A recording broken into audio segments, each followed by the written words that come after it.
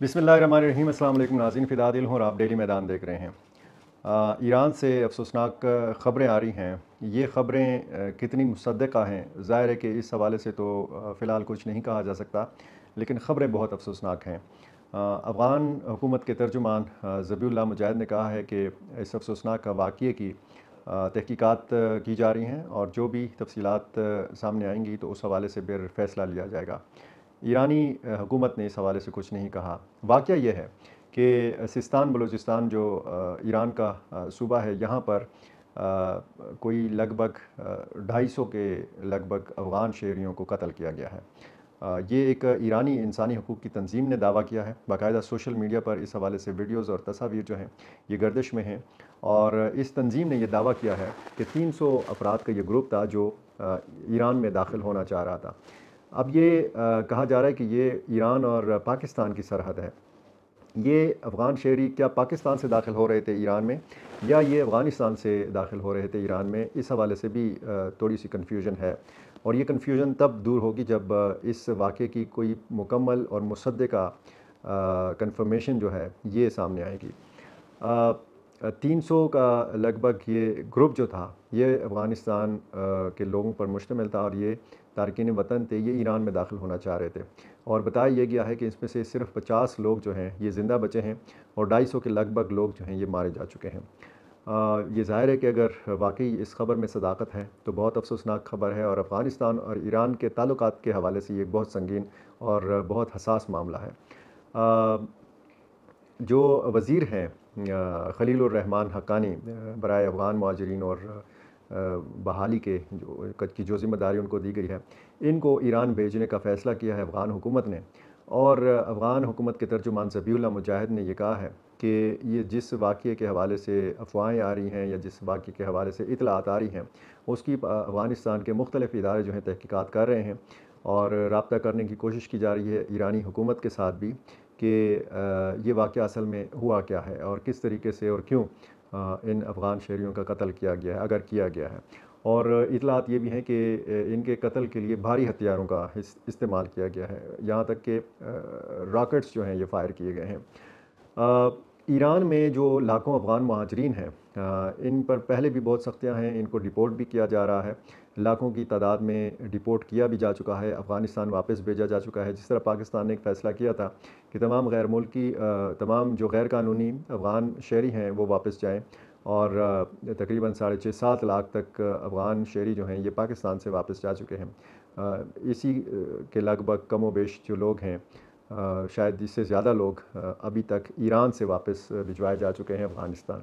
तो एक तो अफ़गान हुकूमत के ऊपर लाखों अफ़गान मुहाजिरीन का बोझ है और दूसरा ये एक नया महाज़ है ईरान और अफ़गानिस्तान के ताल्लुकात के हवाले से भी। और दूसरा महाज़ तो ज़ाहिर है कि अफ़गान सरज़मीन के हवाले से जो इल्ज़ामात हैं पड़ोसी ममालिक के ख़ुसूसन पाकिस्तान के, पाकिस्तान में आपको पता है शंघाई ताउन तंज़ीम कॉन्फ्रेंस का इनेकाद हुआ और इस कॉन्फ्रेंस से ख़िताब करते हुए वज़ीर-ए-आज़म पाकिस्तान शहबाज शरीफ ने ये कहा कि दुनिया अफ़गान हुकूमत पर ये ज़ोर दे कि वो यानी अफ़गानिस्तान की सरज़मीन जो है वो पड़ोसी ममालिक ख़ुसूसन अफ़गानिस्तान ख़ुसूसन पाकिस्तान के ख़िलाफ़ इस्तेमाल ना होने दे, अफ़गान हुकूमत पर यह ज़ोर दिया जाए।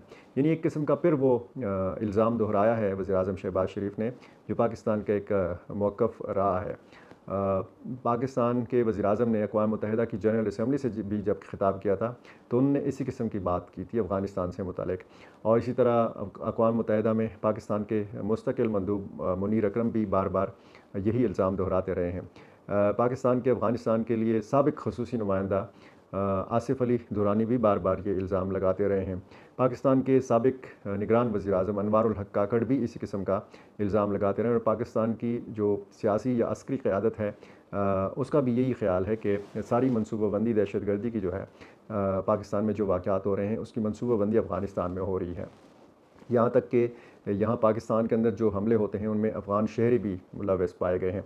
बार बार जब ये बात होती है, ये इल्ज़ाम लगाया जाता है तो अफ़गान साइड से इस इल्ज़ाम की तरदीद भी सामने आती है और सख्त रद्द-ए-अमल आता है। जब अक़वाम मुत्तहिदा की जनरल असम्बली में शहबाज शरीफ ने ये बात की थी तो इसके रद्द-ए-अमल में ज़बीउल्लाह मुजाहिद ने एक बयान दिया था और वो बयान भी बड़ा संगीन था और उन्होंने कहा था कि अफ़गानिस्तान की जो सरज़मीन है ये पाकिस्तान के ख़िलाफ़ नहीं इस्तेमाल हो रही, बल्कि पाकिस्तान की जो सरज़मीन है ये अफ़गानिस्तान के ख़िलाफ़ इस्तेमाल हो रही है। और उन्होंने इल्ज़ाम लगाया था कि दाइश खुरासान के तरबियती कैंप्स जो हैं ये खैबर पख्तूनख्वा में हैं और ये बलूचिस्तान के मुख्तलिफ़ इलाक़ों में हैं। तो अब ये जो शंघाई ताउन तंज़ीम कॉन्फ्रेंस से ख़िताब करते हुए एक बार फिर वज़ीर-ए-आज़म शहबाज शरीफ ने वही पुराना इल्ज़ाम दोहराया है। इस पर अभी अफ़गान हुकूमत का रद्द-ए-अमल नहीं आया। साथ ही साइड लाइन्स में आपको पता है कि मुलाकातें भी हुई हैं। मैं उस तफ़सील में नहीं जाऊँगा कि भारतीय वज़ीर ख़ारजा जे.एस. शंकर पाकिस्तान आए, मुस्कुराहटों का उनका वज़ीर-ए-आज़म शहबाज शरीफ से के साथ तबादला हुआ, मुसाफ़ा हुआ, जिस तरीके से ये ख़बरें होती हैं, कैसे गए वापस और कैसे एक खुशगवार यादों के साथ जे.एस. शंकर जो हैं ये भारत वापस गए, कैसे उन्होंने पाकिस्तान की एक अच्छी मेज़बानी का शुक्रिया अदा किया। और ज़ाहिर है कि एक बहुत अच्छा इमेज जो है वो डेवलप हुआ है पाकिस्तान का, और इस हवाले से पाकिस्तान की सिफारती कामयाबी इस कामयाब कॉन्फ्रेंस के इनेकाद को करार दिया जा रहा है। मैं इन सारी चीज़ों से हट के, चूँकि हम अफ़गानिस्तान पर ज़्यादा बात करते हैं, साइड लाइन्स में बाकी जो ममालिक के सरबराहान हैं इनसे भी पाकिस्तानी वज़ीर-ए-आज़म शहबाज शरीफ की मुलाकातें हुई हैं। लेकिन सबसे ज़्यादा अहमियत की हामिल जो मुलाकातें हैं या जो मुआहदे हैं वो चीन के साथ हैं। चीन के साथ मुतअद्दिद मुआहदों पर दस्तखत भी हुए हैं। सीपेक के मामले पर भी बात हुई है, दो तरफ़ा ताल्लुकात को मज़ीद बढ़ावा देने के हवाले से भी बात हुई है। और साथ में एक जो मुश्तरका एलामिया जारी किया गया है उसमें अफ़गानिस्तान की हुकूमत पर ज़ोर दिया गया है और आलमी बरादरी पर ज़ोर दिया गया है कि वो अफ़गानिस्तान पर ज़ोर दे कि यहाँ पर इंक्लूसिव हुकूमत का क़याम होना चाहिए, यानी बशमूल तमाम गिरोहों के और तमाम तबक़ात, तमाम सूबों की नुमाइंदगी होनी चाहिए ऐसी हुकूमत। अब जो अफ़गान तालिबान के हामी मुबस्सिरीन हैं वो कहते हैं कि दुनिया की कौन सी ऐसी रियासत है या दुनिया का कौन सा ऐसा मुल्क है कि जहाँ पर इंक्लूसिव हुकूमत हो, कि जहाँ पर तमाम तबक़ात को या तमाम सियासी जमातों को नुमाइंदगी हासिल हो, जहाँ पे जमहूरियतें हैं, जहाँ पे बाकायदा इंतखाबात होते हैं और उन इंतखाबात के नतीजे में हुकूमतें कायम होती हैं, तो वहाँ पर भी इंक्लूसिव हुकूमत कायम नहीं होती। जिन सियासी जमातों को ज़्यादा वोट मिलता है, बरतरी मिलती है, तो वो इक़्तिदार में आ जाती हैं। बाकी सियासी जमातें जो हैं वो इक़्तिदार से बाहर होती हैं, हुकूमत में उनको शामिल नहीं किया जाता।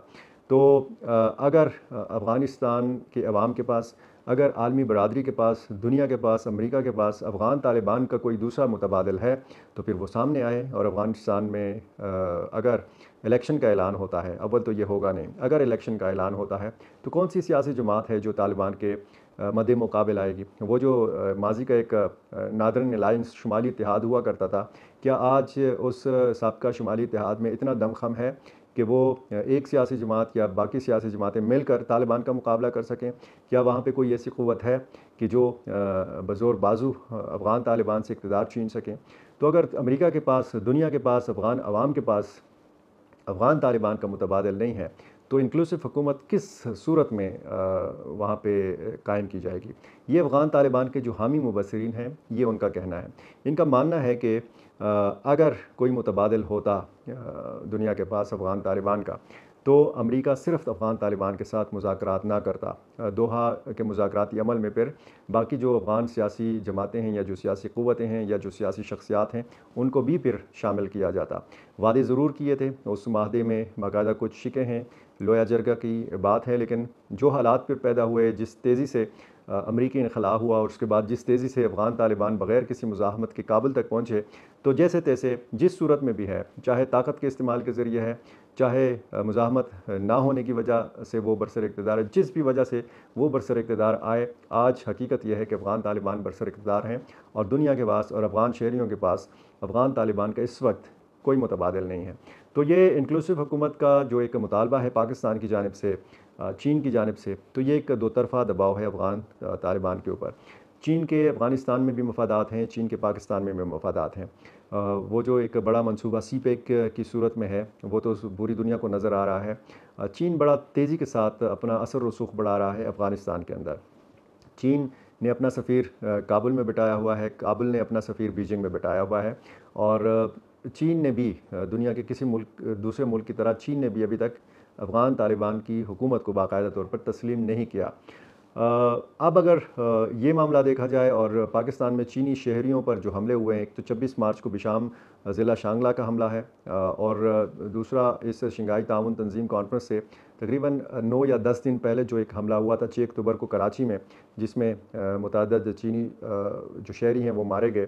तो उसके बाद फिर हम देखते हैं कि तहकीकात होती हैं ऐसे वाक़यात की, और फिर ऐसे वाक़यात के ताने-बाने अफ़गानिस्तान के साथ जोड़े जाते हैं।